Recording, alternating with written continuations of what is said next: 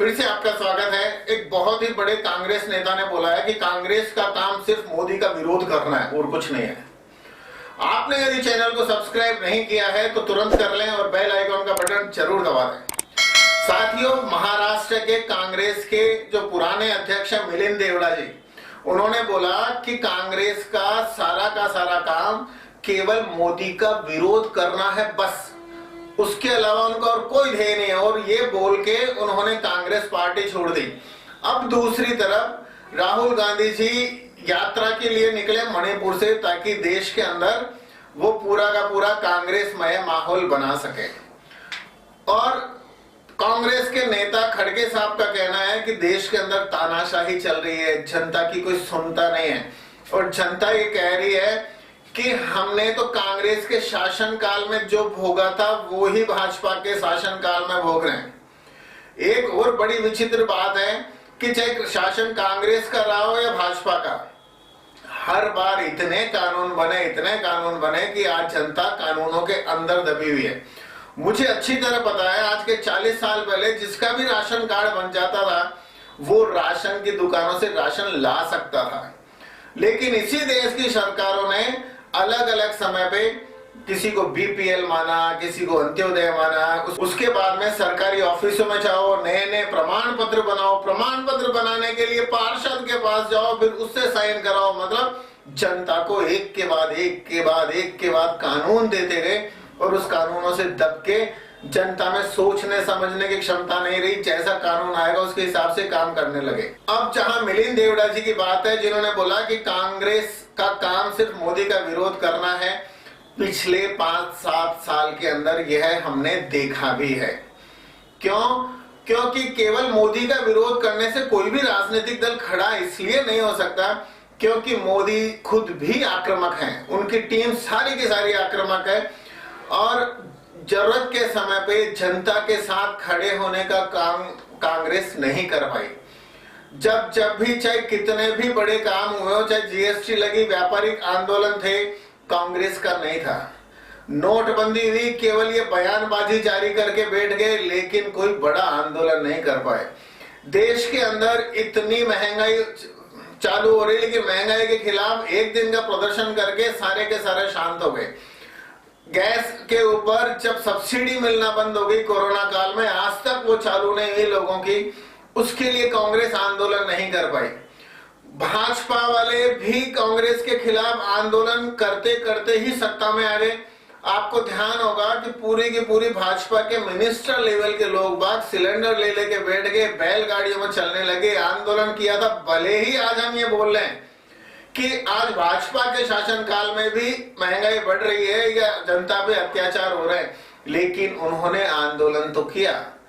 आज यदि कांग्रेस के तमाम साथी लोग आंदोलन की जगह सिर्फ यात्राएं निकालेंगे और सिर्फ मोदी का विरोध करेंगे तो जनता का साथ कैसे मिलेगा? आपके जितने भी फंड हैं, मतलब पीआर एजेंसी जो भी आपका काम करती है, पीआर एजेंसी को पैसे देके 500 करोड़ 1000 करोड़ रुपए देके आप देश के अंदर सुर्खियों में तो आ जाओगे, लेकिन उससे जनता को कुछ फायदा नहीं। मीडिया के पास में पैसा जाएगा, मीडिया चैनल में भी दिखाएगी, मीडिया अखबारों में भी दिखाएगी, मीडिया ये बताएगी कि साहब राहुल गांधी जी की यात्रा बहुत सफल हो गई, लेकिन जनता के मन में घर करने के लिए तो जनता के मुद्दे ही उठाने होंगे।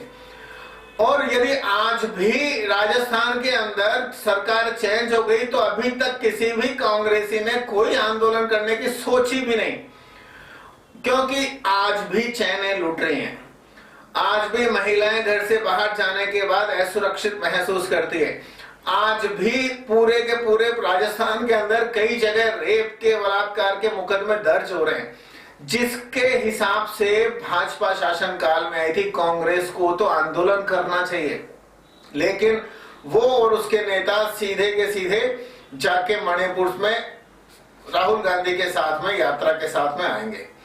तो जो कांग्रेसी लोग यदि केवल मोदी का विरोध करना चाहते हैं और उसके बिना पे सत्ता में आना चाहते हैं तो मेरे ख्याल से ये बहुत बड़ी नासमझी है। और कांग्रेस के नेता जो मिलिंद देवड़ा जी ने बोला है वो लगभग पूरा समझ में आ रहा है। मिलिंद देवड़ा ने सीधा स्पष्ट रूप से लिखित में आरोप भी लगाया कि कांग्रेस में कुछ सुनता ही नहीं है।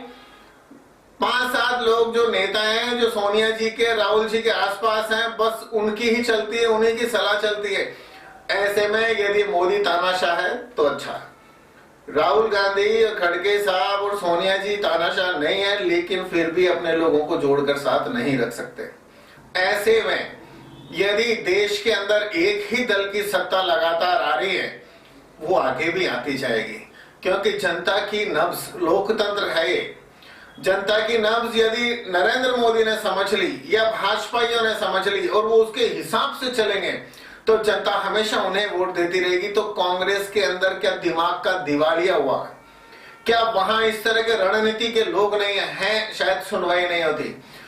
पूरे देश में से 25-30 लोगों ने इकट्ठे होके और ये बोला कि भाई कांग्रेस सही दिशा में नहीं चल रही, लेकिन गांधी परिवार के जो भी चापलूस लोग हैं उन्होंने उनको निकाल बाहर कर दिया, जबकि वहां साथ बैठ के चर्चा होनी चाहिए थी। देश के अंदर कांग्रेस की सत्ता भी आ सकती थी। अभी भी बहुत बड़ा समय पड़ा है। यदि लगातार आप अपने आसपास के लोगों से घिरने की बजाय जनता के बीच में जाके उनके मुद्दे केवल सुने ही नहीं, माने भी।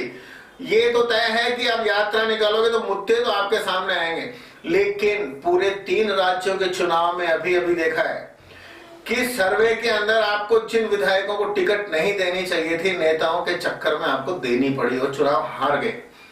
अब चूंकि राजनीतिक दल हैं तो पहला काम है चुनाव जीतना। अब चुनाव जीतने की बजाय अगर सिर्फ यात्राएं निकालेंगे तो देश में ना तो सत्ता बदलेगी और ना ही मजबूत विपक्ष होगा। पहले कार्यकाल को ध्यान में रख लेना। मोदी जी का जब पहले कार्यकाल आया था, कांग्रेस के पास इतनी भी सीटें नहीं थी कि विपक्ष के नेता बन सके। और अब की बार अगर कुछ ऐसा हुआ तो देश को बहुत बड़ा नुकसान होगा। यदि कांग्रेस विपक्ष की मजबूत भूमिका में आ जाएगी तो देश की जनता का शायद कुछ भला हो सकेगा। जय हिंद, वंदे मातरम।